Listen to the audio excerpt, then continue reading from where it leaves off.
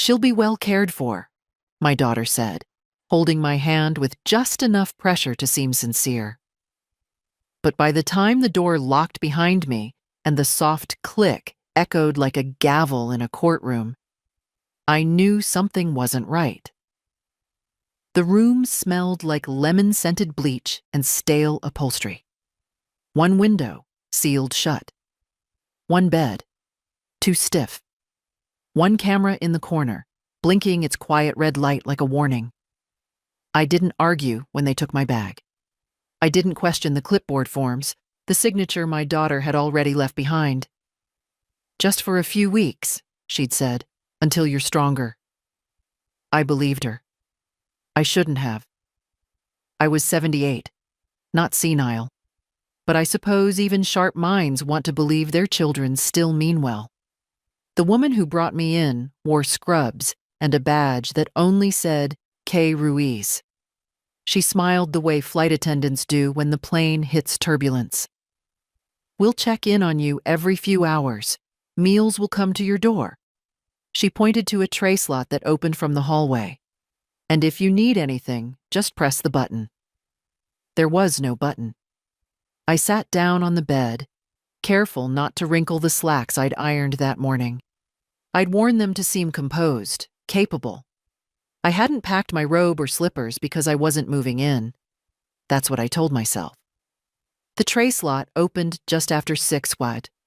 A paper plate with lukewarm chicken and something that might have been mashed carrots.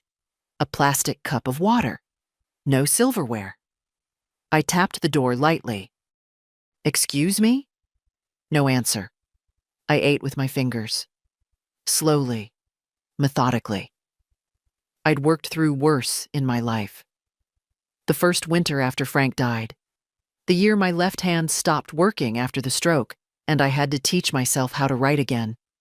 I had learned to survive in silence. But this was not silence. This was erasure. There were no books, no TV, no phone. Just a single chair, the bed, a bathroom the size of a pantry. I opened every drawer, checked under the mattress. Nothing, no calendar. No way to know the time except by how the sunlight shifted on the wall. I moved the chair to face the camera, stared back. After an hour, maybe 2, the overhead light dimmed slightly. It was either night or the place was simulating one. I folded the napkin that came with the meal into a tight square. I placed it on the windowsill just to leave a mark. The next morning, it was gone. Someone had come in while I slept. I hadn't heard the door open. I hadn't stirred. That frightened me more than the camera. I used to run a school library. 36 years cataloging, arranging, restoring. There was a method to my days. Children came in with backpacks too heavy for their spines and eyes that still looked for answers in books. I remember the sound of pages turning, the scratch of pencils, the calm that only reading could bring. Now there was only this room and the throb in my temple. I knocked again that morning, louder. The door remained shut. Around noon, the tray slot clicked open again. A different paper plate, another plastic cup. Still no cutlery. This time it was rice and what looked like canned peas. I pressed my fingers to the warm edge of the slot and held them there, just to feel that something on the other side was alive. My daughter's name was Sharon. Still is, I suppose. She used to braid my hair when she was little, sitting on the floor while I read aloud from old hardcovers we borrowed from the library. "We'll always take care of each other," she'd say, tracing promises into my palm. I believed that, too. I don't know when she decided I was no longer a person, but a project. A responsibility to be outsourced. She'd said it like a kindness. "The caregiver will feed you." As if that were enough. By the 3rd day, I began to notice patterns. The lights hummed louder at 10 a.m. The tray slot clicked precisely at 12:05 and 5:58. The footsteps in the hallway passed every 90 minutes. I counted them, logged them in my mind. I needed something to measure, to hold on to. I started whispering to the camera, little things. I know you're there. I remember what freedom feels like. I used to read about women like me. I wasn't asking for rescue. I just wanted the room to know I hadn't disappeared. That night, I used a bobby pin I'd hidden in the hem of my waistband, an old habit from travel days, to scratch my name into the underside of the bed frame.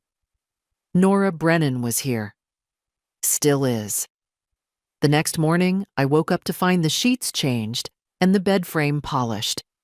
The name was gone, but not me.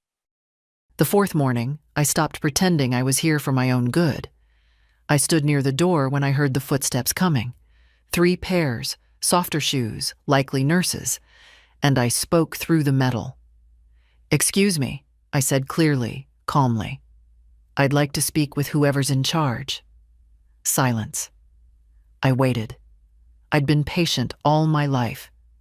You learn that when you're a school librarian dealing with 30 loud children and 1 broken printer. After a moment, a muffled voice responded, "We'll pass the request along." Then the sound of retreating steps. No other response. No questions about how I felt or whether I needed anything. Not even a lie to smooth the surface. They wanted me passive. And if not passive, then confused. I began to understand the purpose of the room. Not to help, but to dull. No stimulation, no clocks, no radio, no human exchange beyond the tray slot, and voices that vanished before you could ask a second question. It wasn't care. It was containment. I found myself doing math. If the first tray came around 6 and the second close to noon, then I could mark the hours between by pacing. I walked back and forth between the far wall and the bathroom door, counting softly. 58 steps, 10 rounds an hour. It helped pass the time, and it helped me stay sane. That evening, after the second tray, I tapped twice on the camera's lens. "Who are you trying to convince?" I asked. "Me or yourselves?" No reply, of course, but the light blinked twice, not like before. Almost like a response. I didn't sleep that night. Instead, I sat in the chair facing the door. The stillness of the hallway was not silence. It was avoidance. The kind that institutions prefer. Just enough effort to claim dignity is being preserved, while stripping it away, one small erosion at a time. When Sharon finally called, it was through a monitor embedded into the wall. Her image flickered, grainy and delayed. She looked composed, her voice clipped in that professional tone she'd adopted in her 40s. "Hi, Mom. Just checking in. How are they treating you?" I leaned in. "Like a locked drawer," I said. She blinked, clearly surprised by the clarity in my voice. "That's an odd way to put it. No books, no phone, no walking outside. Meals come through a hole. They took my watch. I'm not sure what part of this is supposed to help me recover." Sharon hesitated, eyes flicking off screen, probably toward someone else in the room. "You're safe, Mom. That's what matters." I studied her face, the expensive blouse, the subtle makeup. "Did you sign guardianship papers?" She avoided the question. "You're just there for observation. A few more weeks, then we'll reevaluate." "We?" I said. Sharon didn't answer. I leaned back in the chair, folding my hands. "Do you remember when you were 12 and broke your ankle jumping from the back fence?" "What?" "I stayed with you in the hospital every night. The nurses told me I could go home, that you'd be fine, but I stayed. Because I didn't want you to wake up and be alone." She said nothing. "Now here I am," I added, "and you didn't even pack me a book." The screen went dark. Later that night, I counted a new set of footsteps, heavy, measured, less frequent than the others. Someone in different shoes, boots, maybe. Administrative. They paused outside my door. A clipboard tapped lightly against the wall, then left.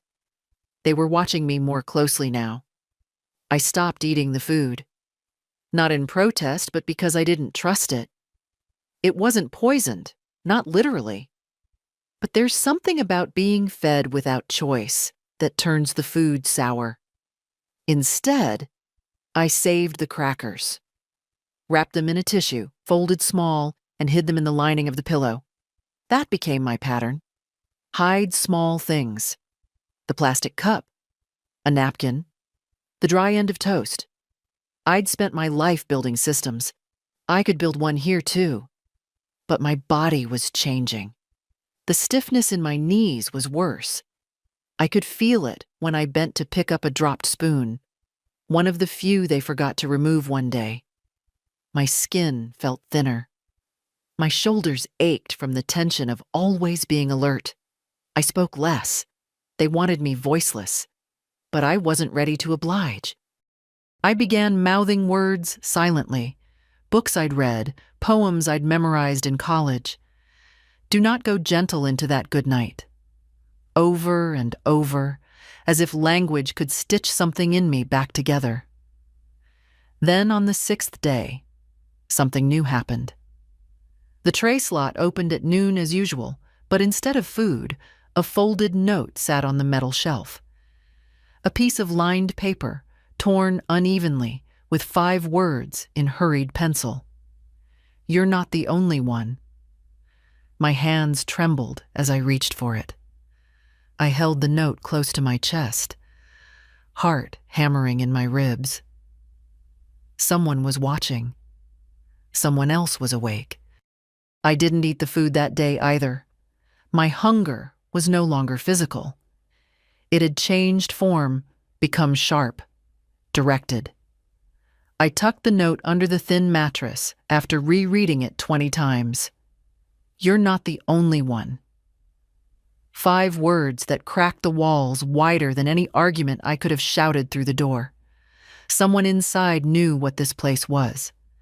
Someone else had eyes open, like mine.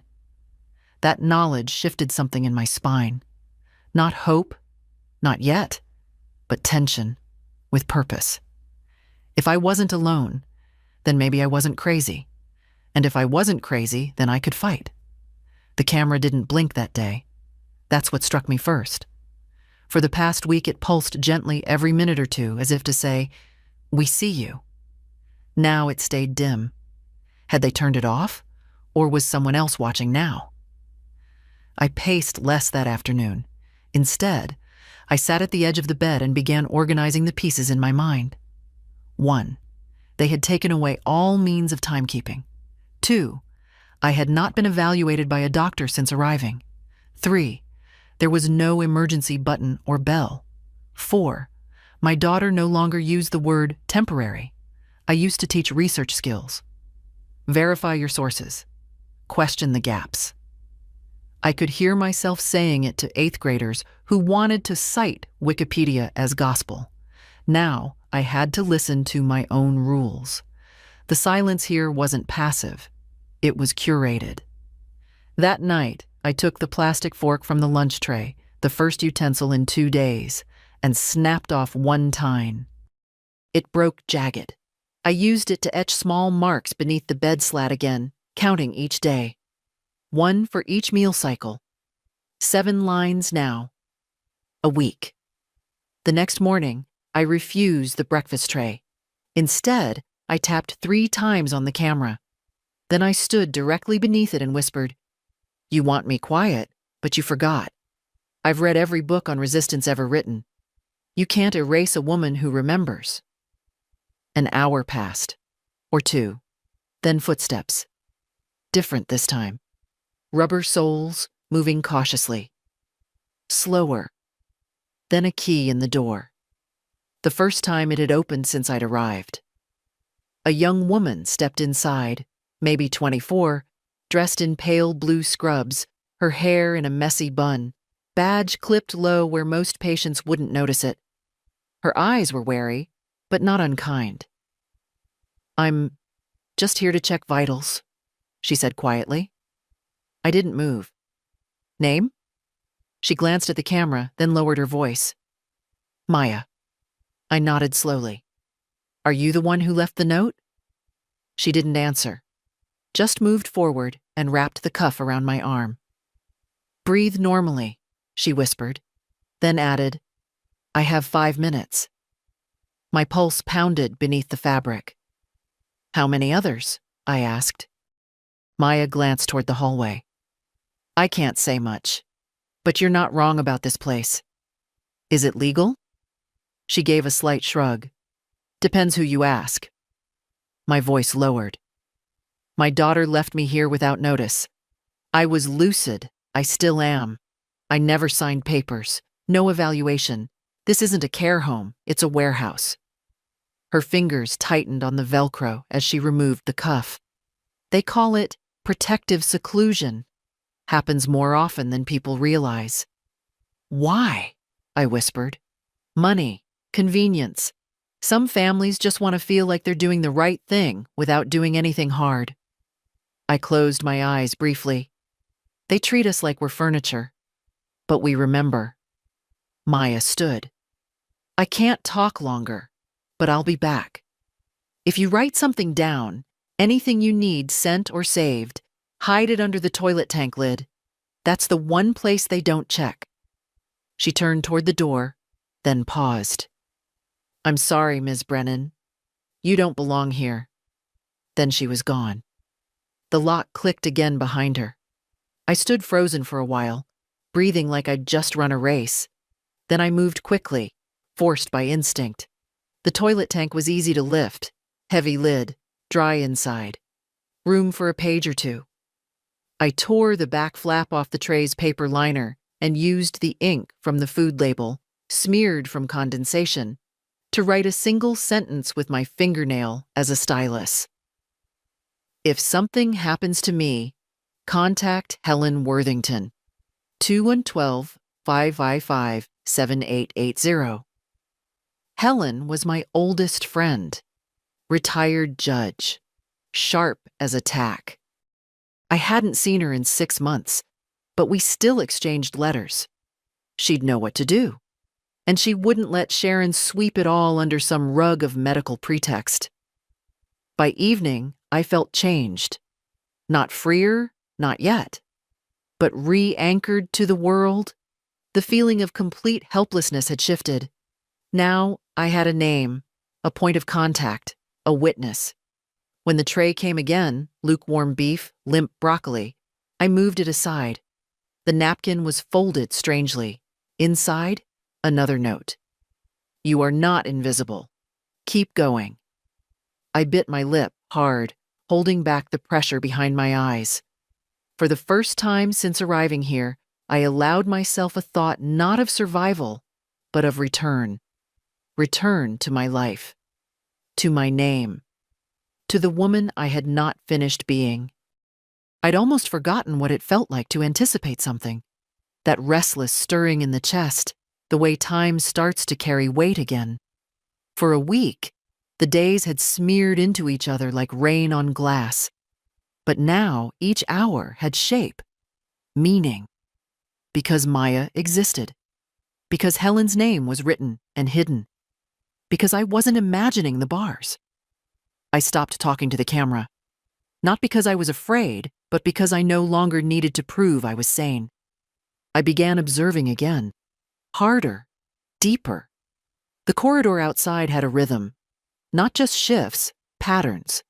3 sets of staff rotated, early, mid, and overnight. The woman with the nasal voice who whistled while walking wore perfume with a lavender base. The man who walked heavy was impatient. He banged the tray slot harder than the rest. I filed it all away. I wasn't documenting for safety anymore. I was documenting for leverage. My joints still ached. Sleeping in that narrow bed felt like lying on folded cardboard. But something in me was moving again. Not just my thoughts, my resolve. On the 8th day, Sharon didn't call. I knew she wouldn't. After our last conversation, the dark look on her face when I mentioned the ankle story, I'd seen it.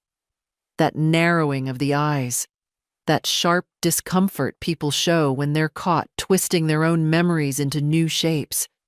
She didn't want to hear me speak like that, with clarity, with reminders. It complicated the story she wanted to tell herself, the one where she was saving me. Maya returned that evening, slipped in quietly again under the guise of checking vitals. But this time, she had something in her sleeve. A folded piece of paper, smaller than her palm. I unfolded it slowly under the blanket. It was printed, typed, a list of names. Occupants, Ward 3, long-term observation. Nora Brennan, age 78, status. Pending evaluation. Alfred Milner, age 82, status. Unresponsive Marisol Pana, age 74, status. Medicated Dorothy Lynn, age 81, status. Delusional. And 5 others, all over 70. All marked with phrases that could mean anything or nothing. I pointed at the list. "This is illegal," I whispered. Maya nodded once, jaw tight. "I know, but people sign things they don't understand. Or they don't sign, and someone signs for them. Families hand over power like it's a coat they're done wearing." "I didn't sign anything," I said. "I believe you," she replied. Then she hesitated. "There's something else. Your name. It's on a real estate document. A pending sale." The air in the room dropped 10 degrees. "What sale?" I asked, though I already knew. Maya's voice was barely a whisper. "A house on Winchester Lane. Listing came up this week. Owner, Sharon McCabe, acting under durable power of attorney for Nora Brennan." I pressed my palm to the wall to stay upright. "That house is mine," I said. "Paid off. I never gave her power of attorney." Maya placed a hand on my shoulder. "They probably used a medical affidavit. Said you were mentally compromised." I laughed. Quiet, short, bitter. "I ran a library for 30 years. I file my taxes on paper. I remember the names of every teacher who ever asked me for help ordering books, and my daughter erased me with a form." "I'm sorry," she said again, and I believed she meant it. After she left, I lay in bed fully clothed. I didn't sleep. I stared at the camera, not whispering this time, just daring it. Let them watch me know. In the morning, I wrote Helen another message. This one longer. A list of names like Maya's. Dates. The note about the house. I tore the paper into 3 sections and hid them in separate places. The pillowcase seam, the cuff of my pants, behind the plastic cover of the bathroom light. If they found one, they wouldn't find all. That afternoon, I sat in the chair by the door. Tray untouched, posture straight, the kind of posture that says, "I'm still here." The footsteps came again, but they didn't stop. No tray, no Maya, just passing shoes. I waited. Then finally, a voice through the door. Not Maya, male, flat, dry. "Mrs. Brennan, the facility director would like to meet with you tomorrow." I blinked slowly. "Where?" "In the consultation room," he added. "You'll be escorted." I didn't answer. He waited. Then added, "It's protocol." And then he left. Protocol.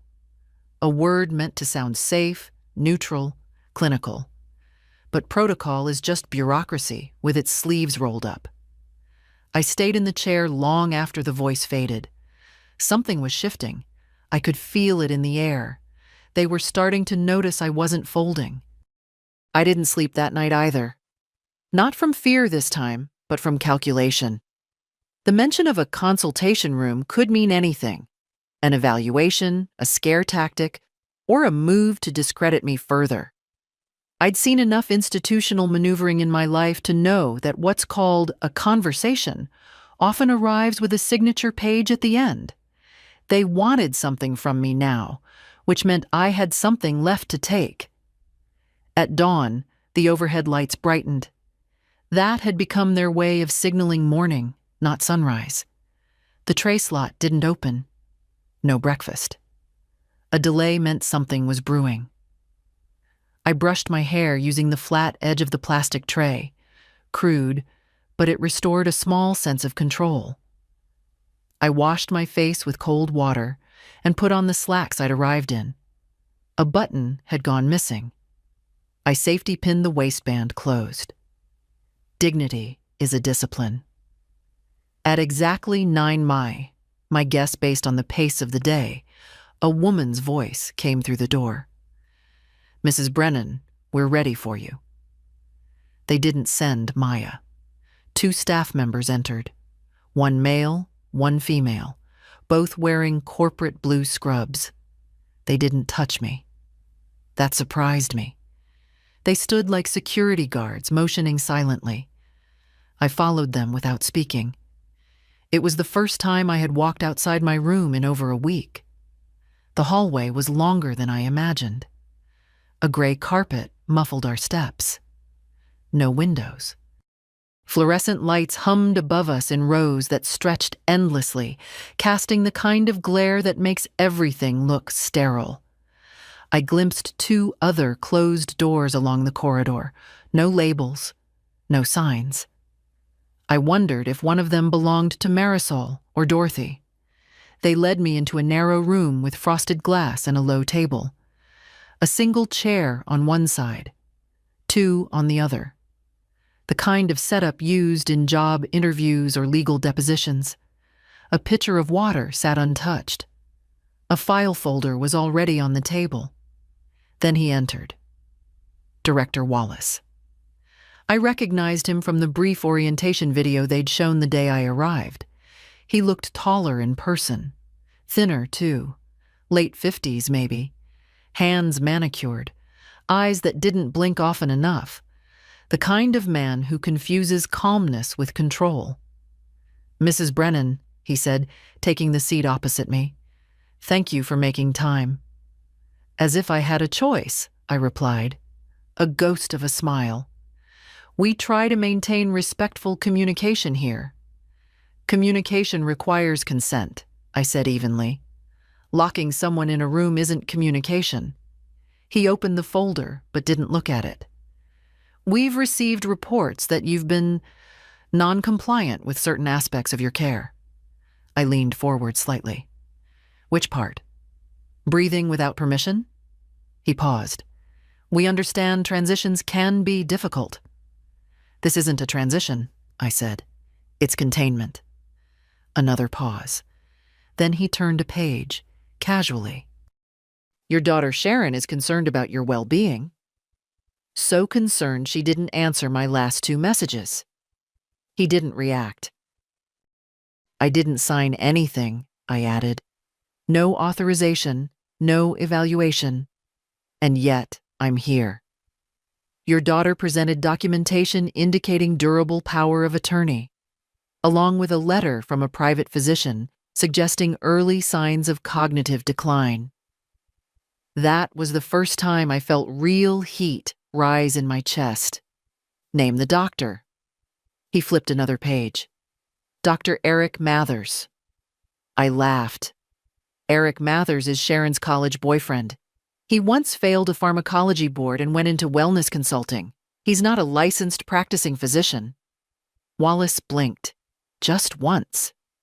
"I see," he said. "No, you don't," I answered. "But you will." He leaned back. "Mrs. Brennan, this facility is equipped to help individuals transition through difficult stages of aging. But we are also obligated to ensure their safety. If you continue resisting the care plan, we may have to escalate oversight." "To where?" I asked. "Another locked room with fewer napkins?" His expression changed, just slightly. A corner turned down. "There are processes," he said finally. "But there are also consequences. You may want to think about your cooperation." I stood, not abruptly, calmly, like I had in faculty meetings when administrators tried to cut funding for the library. "I'm not your inmate," I said. "And I'm not confused. I'm a woman who knows her name, her history, and what's been stolen from her. You're not a caregiver. You're a gatekeeper. The aides moved slightly. He raised his hand. You're free to return to your quarters, he said. For now. Back in the hallway, they didn't speak to me. I walked on my own. My knees ached, but I didn't limp. Limping is a negotiation. I offered them none. Inside my room, I sat for a long time. No tray had arrived. No camera blinked. The silence was heavier now. Not from absence, but attention. They'd seen me clearly for the first time. And I had spoken not just with defiance, but with record. Everything I'd said was likely on file now, and that was a good thing. That night, Maya came late. Past the usual hours, her eyes were red. You made noise, she whispered, almost smiling.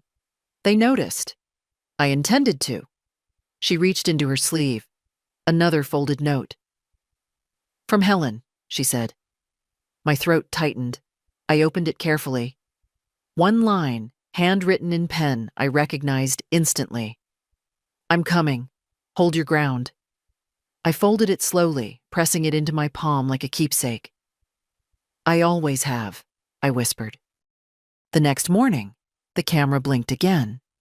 It wasn't subtle.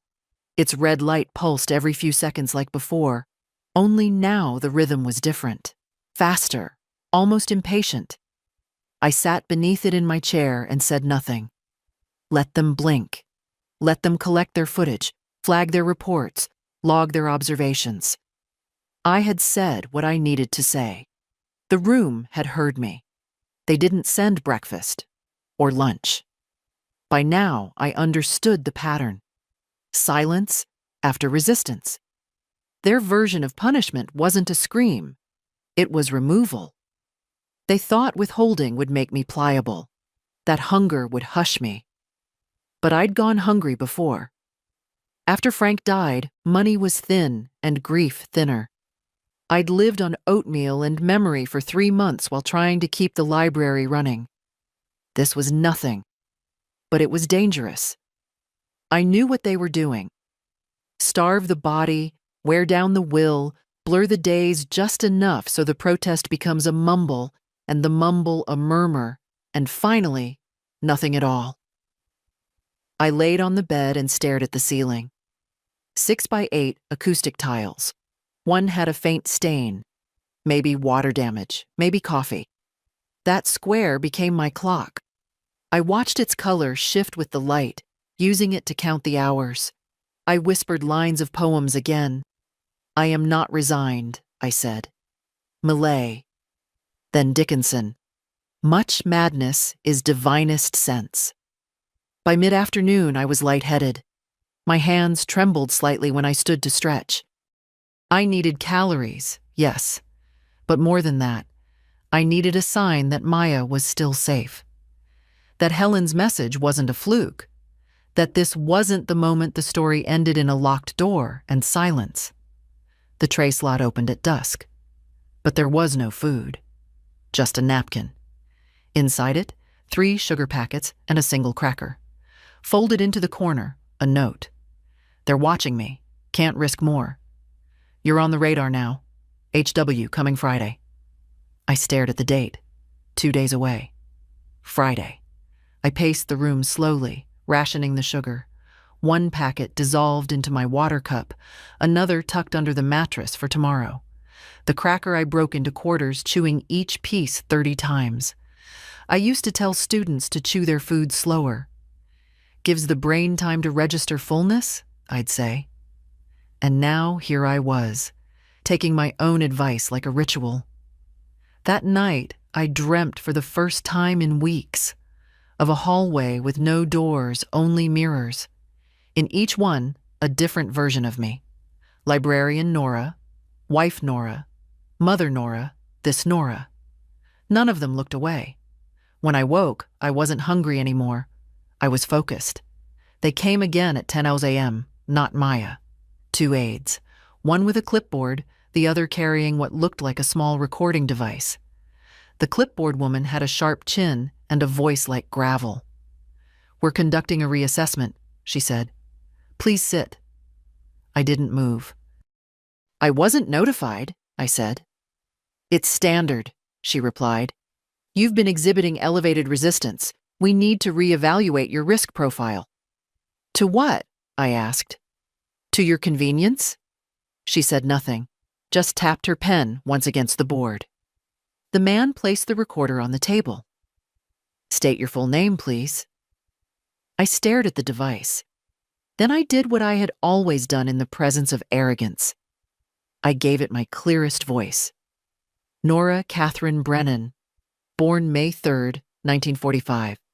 Former head librarian at Crestview School. Widowed. Mother of one. No diagnosed impairments, no legal guardianship assigned, and very much aware. The woman blinked. The man adjusted the recorder slightly. They asked 20 questions. Dates, names, locations, hypotheticals. If you found a wallet on the street, what would you do? What year is it? Who is the president? Do you believe the staff here is working in your best interest? That last one was the test. Not of memory, but of compliance. I answered all of them, calmly, slowly. No sarcasm, no anger, because they were waiting for a crack, and I would give them none.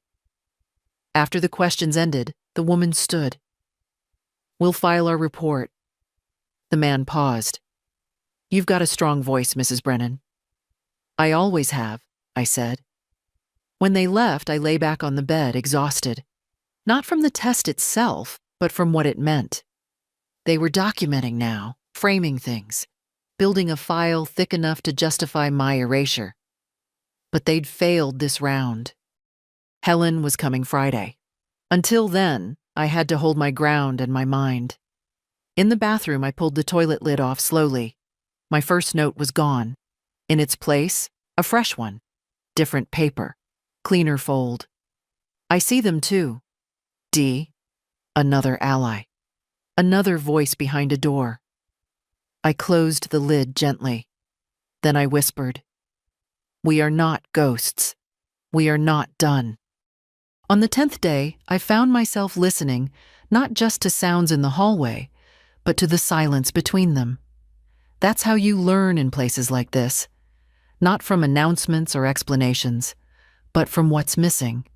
The way the door handle never turns, the way the tray slot clicks even when there's nothing on it, and how certain voices vanish after a conversation like the one I had yesterday.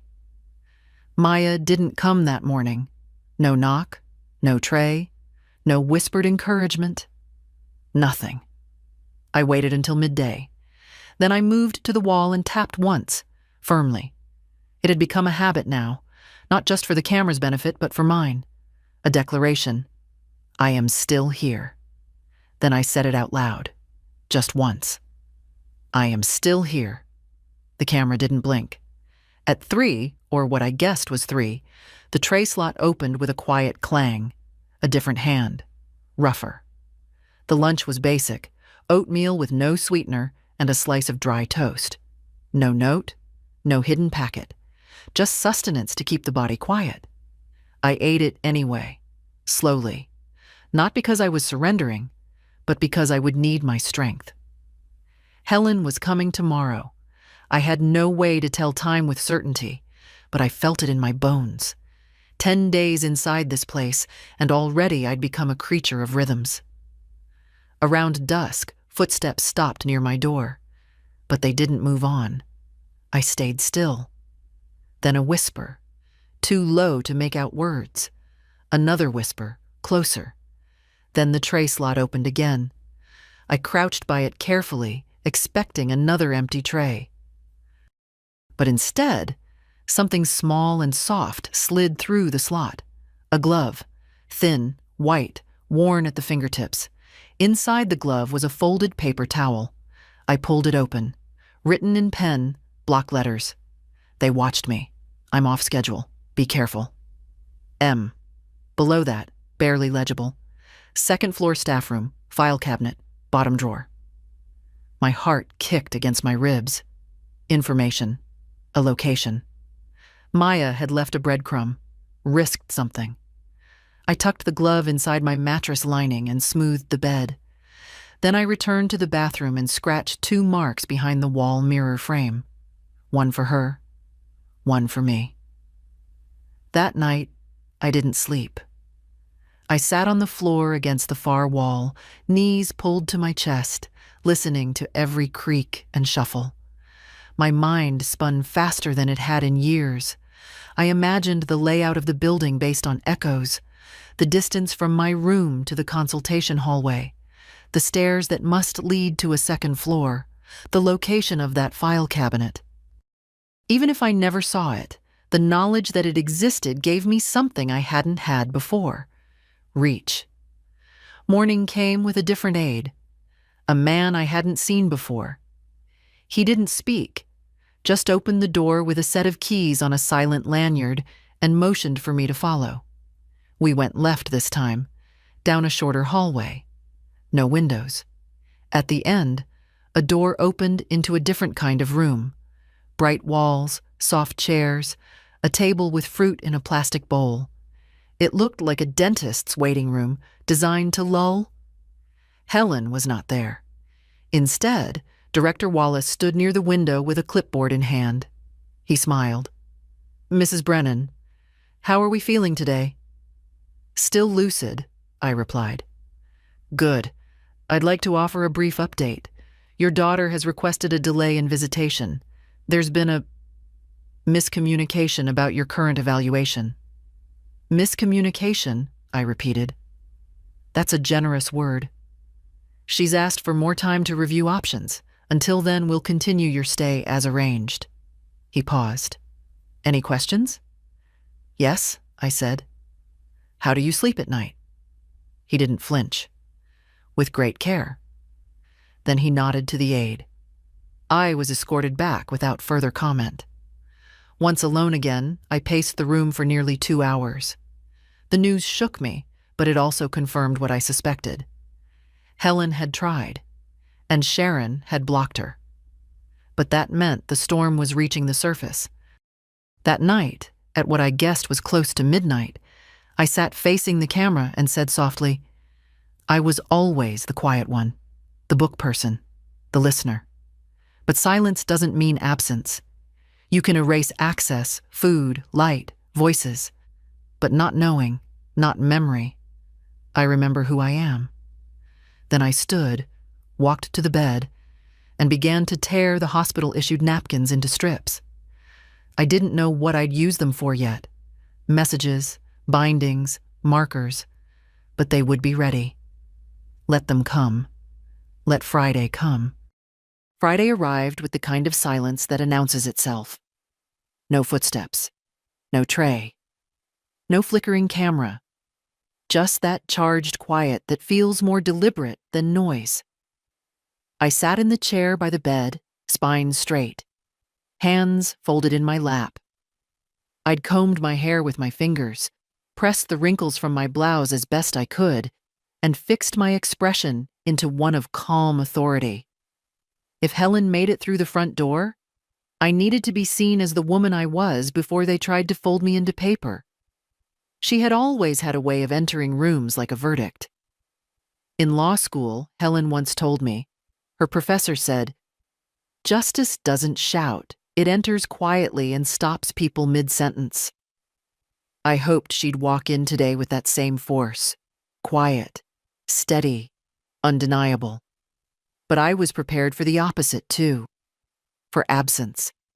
For news delivered by Wallace, or worse, silence dressed up as policy. I'd imagined the possibilities all night. The clock I'd scratched into the wall, 7 tallies now, told me we were nearing mid-morning. Then, at what I guessed was close to 11 soir, footsteps.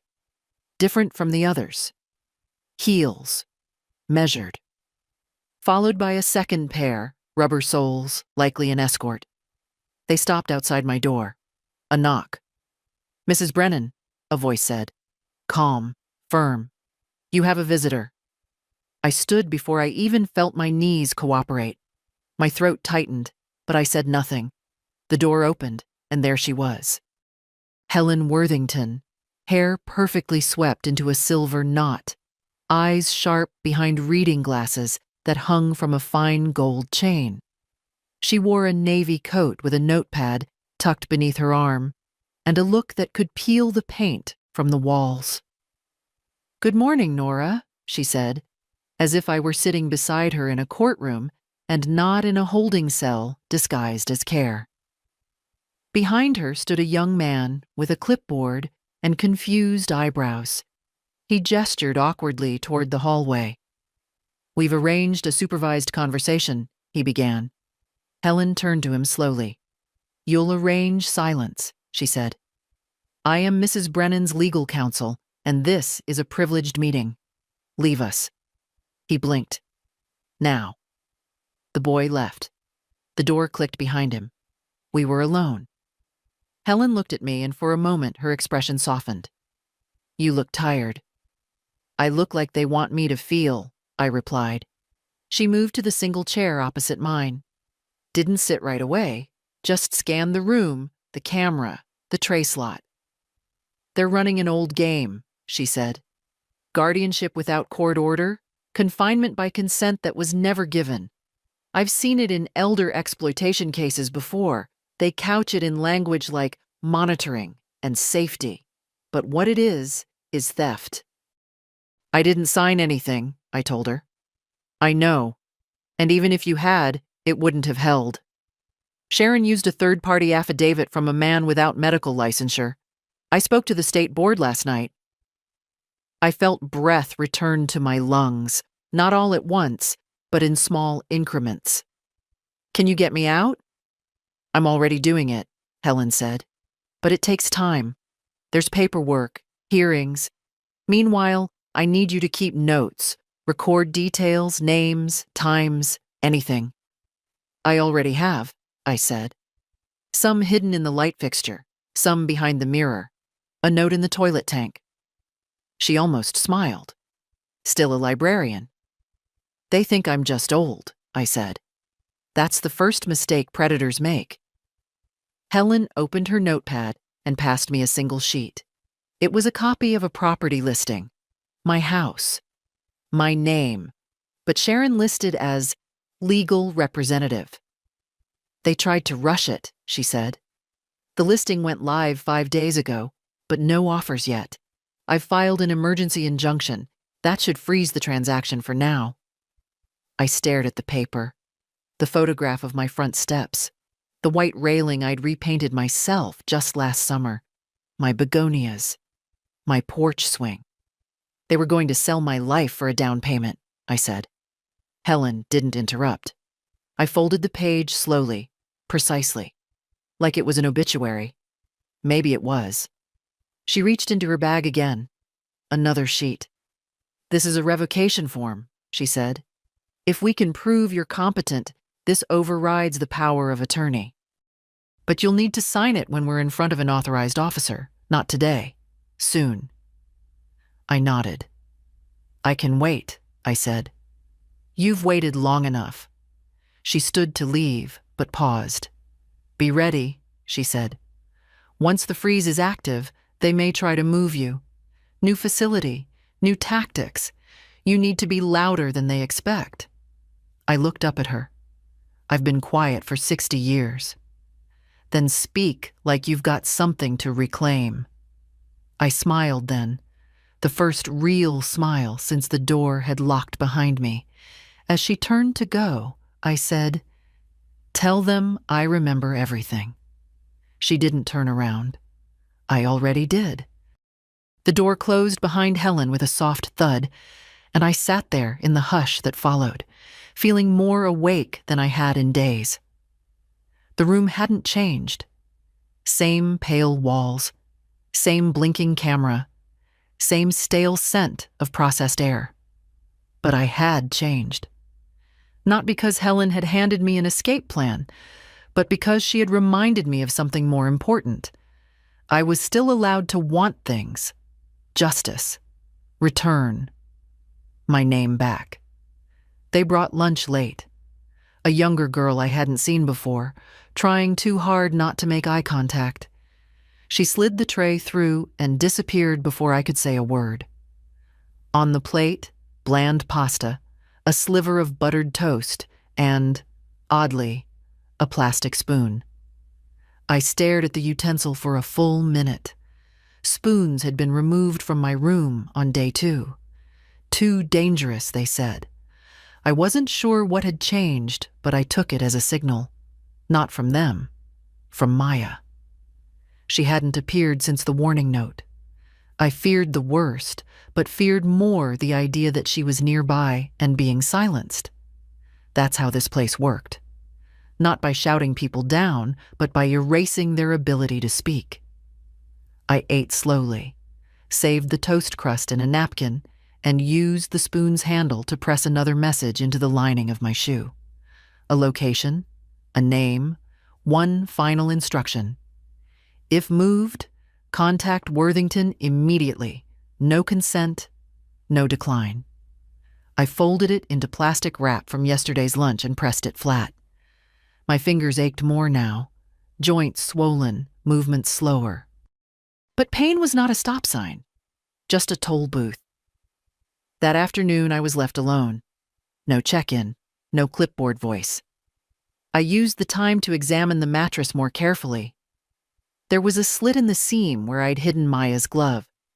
I widened it with the plastic spoon, creating a pocket big enough for more notes if needed. A place to store the documents Helen promised to bring. Around 5, the hallway changed. I heard a cart roll past. Rubber wheels, metal frame.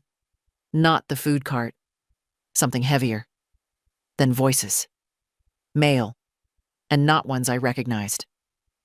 "You sure it's this room?" Director said so. "Quiet one. Could be trouble." My pulse climbed.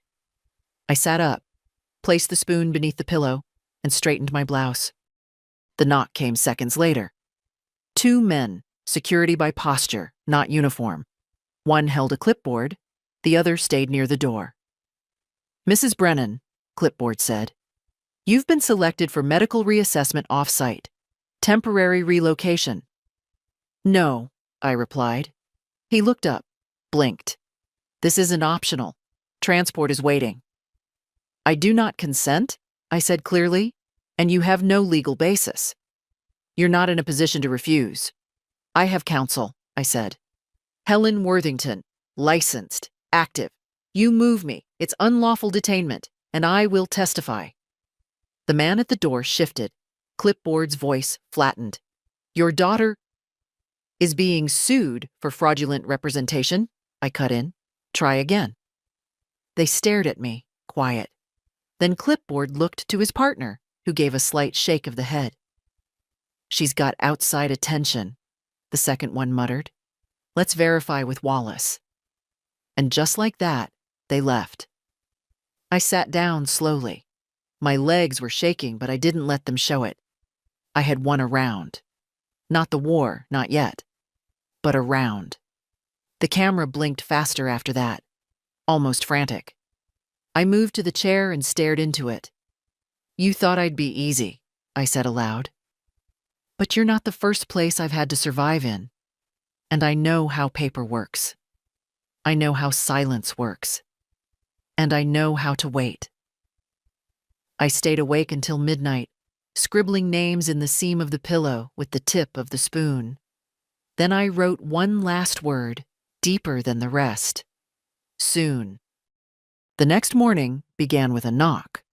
Not the kind that waits for permission, but the kind that assumes entry.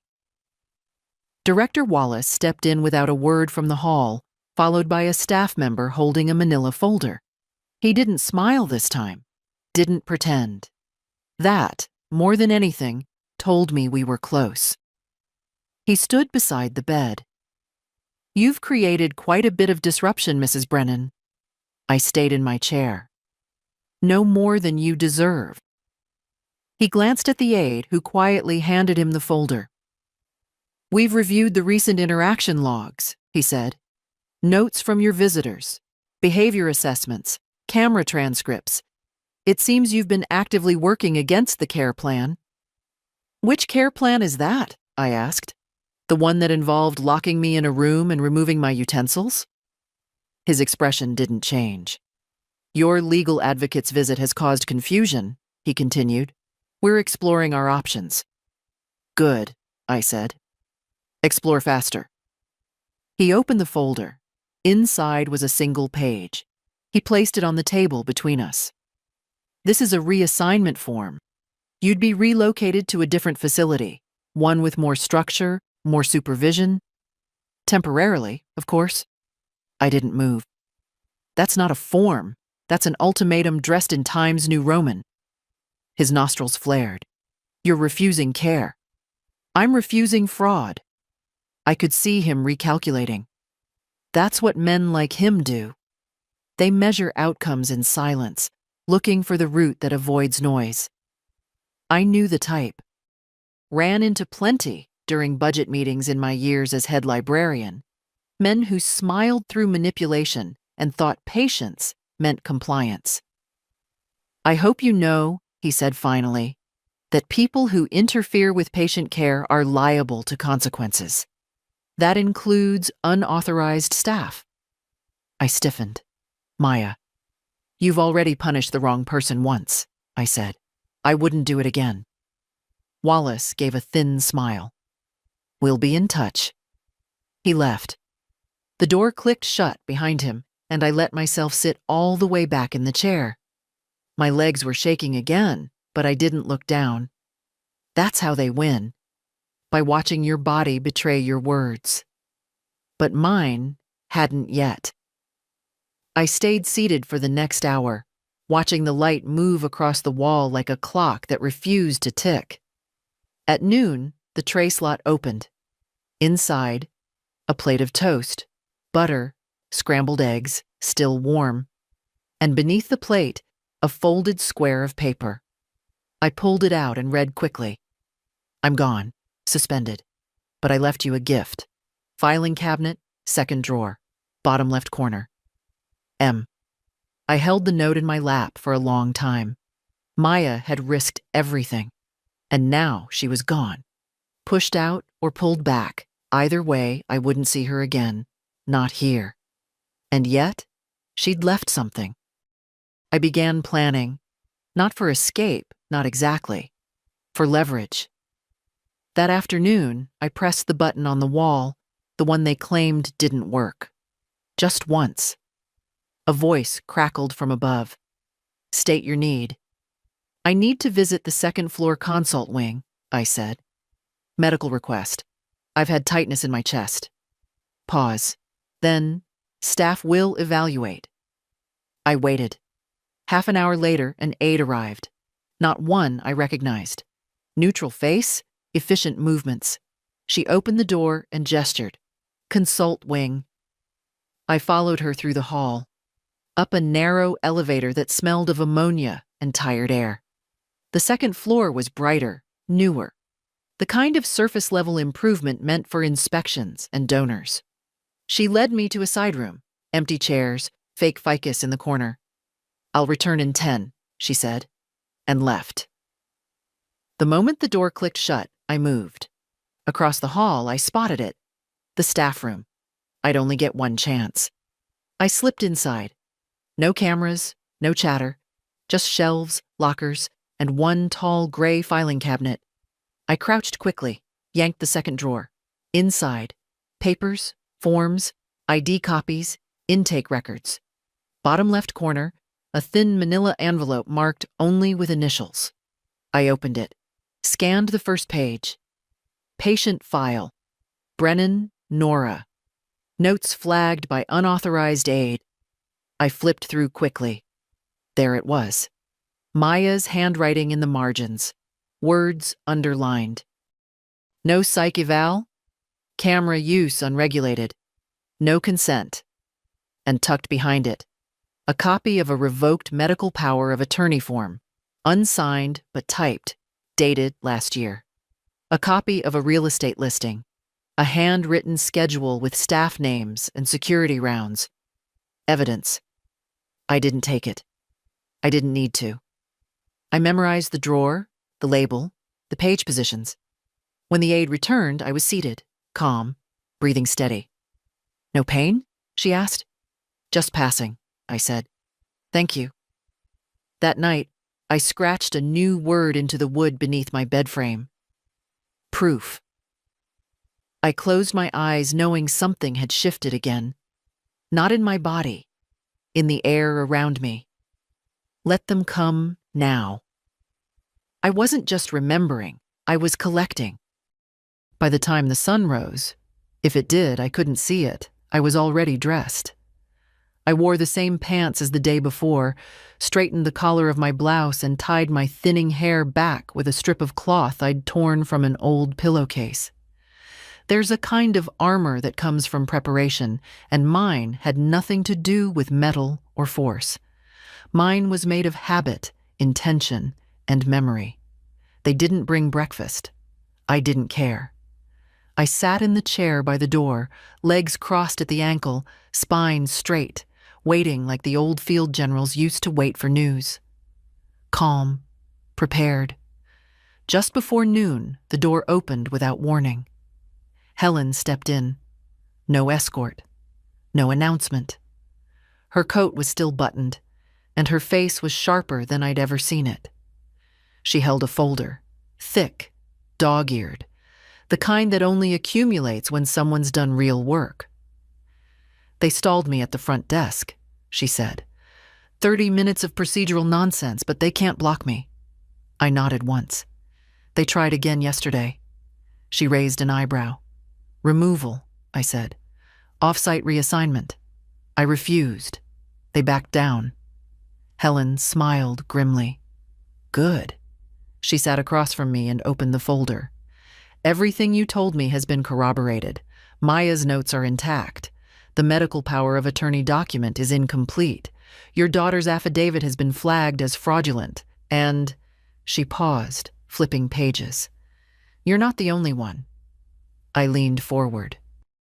There are 5 residents listed under observational hold with no signed consent forms, no court-appointed oversight. Most of them have adult children listed as points of contact, all of whom have recently filed for access to financial assets or properties. My hands clenched around the armrest, not from surprise, from the certainty that comes when what you feared turns out to be exact. I knew, I said. I knew this was a pattern. Helen nodded. We've filed an injunction. A judge is reviewing it today. In the meantime, I'm initiating an emergency petition for release. We have enough evidence to force an independent evaluation within 72 hours. What happens to Sharon? That depends, she said. But the real estate sale is frozen. The bank has flagged the account for inquiry. If we can prove intent, we can, I said. Helen closed the folder and met my eyes. I'll say this once. You saved yourself. I just put ink where you already put blood. I exhaled slowly. She told me the caregiver would feed me, I said. And then they locked me in a room with a blinking light and called it safety. She wanted to be done with the hard part, Helen said. Most people do. But that's not how dignity works. No, I agreed. Dignity's a practice, like forgiveness or grief. She stood. I'll come tomorrow, with the court liaison. If they try to move you again, don't argue. Just stall. Name names, mention the petition, say unlawful detainment, say false guardianship. Loudly. I will.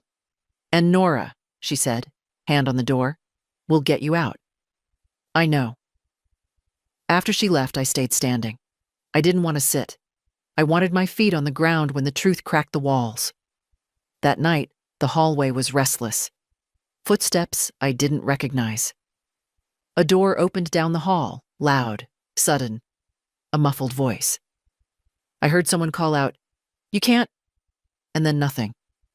Silence swallowed whatever it was. They were stirring. Because we were stirring. I stood at the door and whispered through the frame. To whoever's listening. Dorothy. Marisol. Alfred. I don't know your faces, but I'm still here. And I haven't forgotten. I walked back to the bed and lay down fully clothed, eyes open. No camera blinked, no tray opened, no sound. They were deciding something. Let them. Because I wasn't deciding anymore. I was waiting for the door to open, not for Wallace, not for Sharon, for daylight. They came early. Before breakfast, before lights, before I'd even gotten up to wash my face. 3 of them, one with a clipboard, one with a tablet, and one silent man who didn't speak or blink. The kind who enters a room and becomes its weight. They didn't knock. They just opened the door and stepped inside like they owned the air.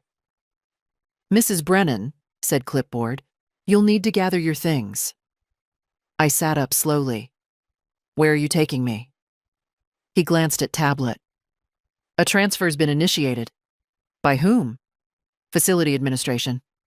I stayed seated. "Is this an emergency relocation?" Silence. "Do you have a transport order?" More silence. "I see," I said, swinging my feet over the side of the bed. "So this is an unofficial maneuver, a quiet extraction." Silent man shifted slightly. Not forward, just enough to remind me that he was not there for questions. I stood, slowly. I didn't tremble this time. They wanted fear, but I wasn't afraid anymore. I was past that. "May I collect my belongings?" I asked. Tablet nodded. Quickly. I moved to the bed, pulled on my shoes, slipped the folded paper from the mattress lining into my waistband. The note with Helen's number, the staff schedule, the evidence list. I had copies now, hidden in 3 different places. I turned and faced them. "I will come with you," I said clearly. "But I do not consent. I am being moved without lawful cause, in violation of a pending legal injunction.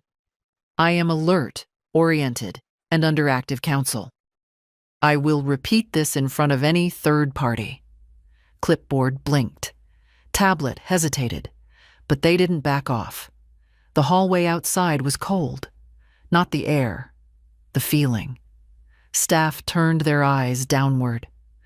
One woman passed us without a word, clutching a clipboard so tightly her knuckles went white. I recognized her from early on. She used to deliver trays. She didn't look at me. We reached the elevator. I waited until the doors opened. Then I turned, loudly. "My name is Nora Brennan. I do not consent to this transfer. This is a violation of my rights under state elder protection law." Clipboard grabbed my elbow, too hard. I yanked it free. "That's assault," I said. He looked stunned. The elevator doors closed. No one spoke on the ride down. We descended in the silence of a war room after a lost battle. They thought this was a final move, a reset. Get me out before Helen returned, before the court acted, before I could testify. But I wasn't the same woman they had locked in that room 11 days ago. I knew the name of every staffer. I knew the staff room, the camera pattern, the timing of tray deliveries. I had allies, and I had my name back. We exited into a garage. A van waited, white, plain, no markings. Then a voice, "Stop." Sharp, clear, from behind. Everyone turned. Helen. Hair windblown, breath fast, but calm in her stance. A man stood beside her, holding a clipboard that mattered, real authority. His badge hung visible from a lanyard. "Court injunction," she said, holding up a folder. "Effective as of 7:32 a.m. today. Any further action will be considered obstruction." Tablet hesitated. Silent man didn't move. Clipboard reached for his phone. "No need," Helen said. "The sheriff's department is en route. You'll want to be here when they arrive." I exhaled slowly. My knees almost gave, but I stood still. Helen stepped toward me. "Are you hurt?" "No," I said. "Did they touch you?" "Only fear," I said. "And I didn't let it in." She turned back to the staff. This woman is under my legal protection. You move her again, and I will file for criminal interference with court proceedings. Clipboard lowered his hand. Helen turned to me. Come on, Nora. I didn't ask where we were going. I followed her, back through the hallway, past the aides who suddenly remembered how to make eye contact, through the front lobby, where the security guard shifted uncomfortably, and out, finally, into the air. Real air. July air. Heavy, warm, imperfect. It hit my lungs like new truth. Helen opened the car door herself. I sat, slowly. She turned on the engine, drove in silence. It wasn't until we reached the first traffic light that I finally spoke. They were never watching to protect us, I said. Only to control. Helen didn't answer. She didn't need to. We were already free. The first night home, I didn't sleep. Not from fear, but because silence in a familiar room sounds louder than silence in a locked one. Everything in the house was exactly where I'd left it. The green chair by the window, the teacup on the shelf, the crack in the paint above the stove I'd meant to fix for a decade, but the air had changed. It wasn't time that had shifted the space. It was me. My body didn't trust the freedom yet. My hands still hovered before opening doors. My ears still tilted at night for footsteps that wouldn't come. Helen had stayed just long enough to help me settle. She'd made tea, walked through every room with the cautious eye of someone trained to see where danger hides. She'd taken the spare key, promised to come by again in the morning. After she left, I just sat, on the edge of the bed, clothes still on, shoes near the door, like I might need to run again. I didn't. But still, I didn't sleep. In the morning, I made toast, with butter. I chose the plate myself, poured the tea, stirred it with a spoon, my spoon, a small act, a holy one. The mail arrived late. Among the envelopes, one from the bank, one from the county clerk's office, and one from a law firm I didn't recognize. I read them in order. The bank confirmed the freeze on my account had been lifted. Sharon's access revoked. All transactions now required my signature in person. The county clerk's letter confirmed the house title was intact, undisturbed, still mine. The third envelope, the law firm, was different. Inside was a typed letter, polite in tone. It stated that Sharon McCabe had retained counsel to dispute elements of the injunction, and that communication would proceed through formal legal channels. No apology, no explanation, just paperwork.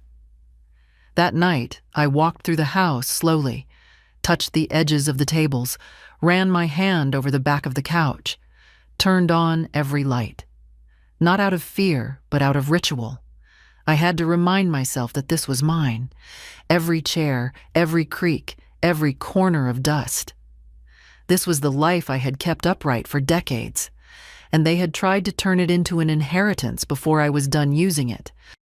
I found an old photo on the mantel, Sharon at 6, missing a front tooth, clutching a ribbon in one hand. She looked so proud then, and I remembered that day. The library spelling bee. She had won by spelling magnanimous.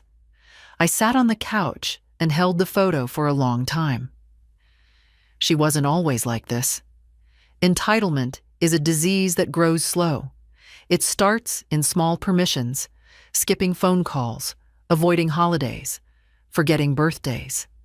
Then it blossoms, fed by silence and assumption, until it convinces a person they've earned what was never theirs to take. That night, I wrote her a letter. Not for pity, not to restore anything, just to say what hadn't been said. I told her what they did to me, what she allowed, what she'll never take again. I didn't send it, not yet, but I left it on the kitchen table. where sunlight would hit it first in the morning, where I would see it with clear eyes the next day, decide if it needed to travel. Then I made a list. Names: Dorothy Lynn, Marisol Pena, Alfred Milner. Next to each, questions. Where are they now? Who is helping them? Are they still inside? I didn't want to be the kind of woman who escapes and then forgets the walls, so I wouldn't. Helen had given me a path, but they had given me a reason. That night I fell asleep with the windows open. No locks. Just wind. Just the sound of my house breathing again.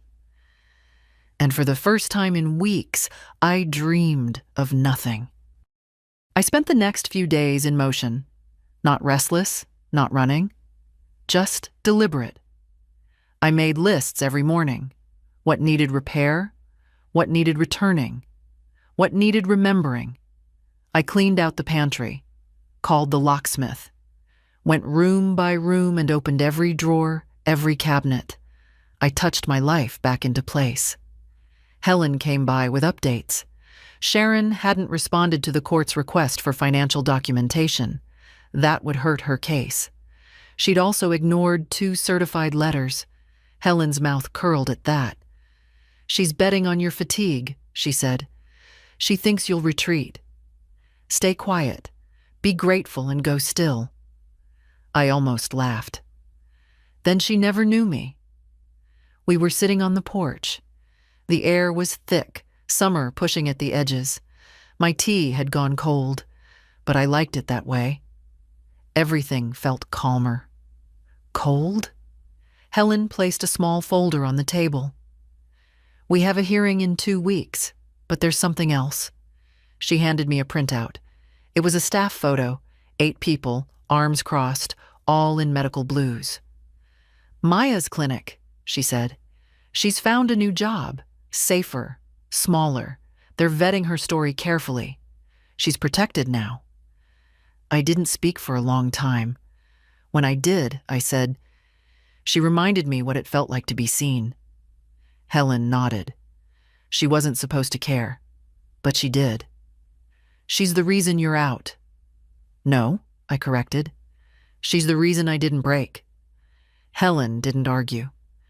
That afternoon, I wrote a letter to the state ombudsman's office. Simple, clear, detailed. I used the margins to list names: Dorothy, Marisol, Alfred, and dates, approximate schedules, things I remembered. I included the file drawer, the note in the toilet tank, the unsent evaluations. I sent copies to 2 local reporters, not because I thought they'd publish, because someone should know. Because somewhere, someone's mother is being quiet in a locked room right now. And someone's daughter is saying, "Don't worry, the caregiver will feed her." And it's a lie. The next day, I went to the market. A woman I hadn't seen in a while waved from the end of an aisle. Her face lit up, then fell. "I heard you were away," she said. "I was," I replied. She waited, unsure. "I'm back," I added. She nodded. "You look good, strong." I smiled. I had to be. I came home with groceries and a bag of lemon candies, just because I used to love them. I filled the house with the smell of garlic and broth, opened the windows again, let the air move through every room. Then I sat down and picked up the letter I'd written to Sharon. I reread it. I didn't soften it. I added one line at the end. "You don't get to decide how my story ends." I folded it, placed it in an envelope, not stamped, not sealed. It would sit there, on the kitchen counter. A reminder, not for her, but for me, that I had a story, that I still owned it, that I was telling it now. The hearing was short. Helen said they often are, when the evidence is clear and the lies too thin to stand. The judge read the affidavits, reviewed the documentation, and asked only 2 questions. "Do you feel safe in your home, Mrs. Brennan?" And, Do you wish to maintain full legal autonomy? I answered both without pausing. He signed the revocation order within the hour. Sharon's power of attorney was nullified. The court declared me competent and restored sole control of my affairs. I thought I'd feel victorious. I didn't. I felt right. Aligned. Back where I was meant to be. Outside the courthouse, Helen and I stood by her car. It was humid again. The kind of day where everything sticks, even your breath. "You're free now," she said. "I've always been free," I replied. "They just tried to convince me otherwise." She nodded, quietly. We didn't hug. I didn't need comfort, just company. She gave me that. In the weeks that followed, things returned. Slowly. The neighbors started waving again. The phone rang with real voices. I began attending town meetings, sitting near the back, listening more than I spoke. One afternoon, I stopped by the local library. They'd moved the nonfiction. I didn't complain. They asked me to give a talk for Elder Awareness Month. I almost said no. But then I remembered Dorothy, Marisol, Alfred, the others I'd never met but felt in my bones. I stood at that podium and told the truth. Calmly, clearly, not to accuse, but to illuminate. When I finished, no one clapped at first. It wasn't that kind of story. Then someone stood, then another. No cheering, just respect. That was enough. I still get letters. Quiet ones. From women who've been silenced, from sons who feel guilt, from daughters who are trying to undo harm they didn't see soon enough. I answer what I can. I tell them what Maya told me. Start small. Start with a name. Some days, I light a candle for the ones who didn't get out. Some days, I just sit on the porch and listen to the wind. And I still haven't mailed that letter to Sharon. Maybe I never will. Maybe she'll come someday, and I'll say what needs saying, not to hurt her, but to show her I survived despite her. Not because of her. I'm old, I'm tired, but I'm not broken. They tried to reduce me to a patient file, a burden, a problem to be contained. But I was never a problem. I was a woman, with a voice no one expected to hear again. And I used it. If this story found you and you saw something of yourself inside it, don't look away. Share it. Leave a comment. Let them know we're still here.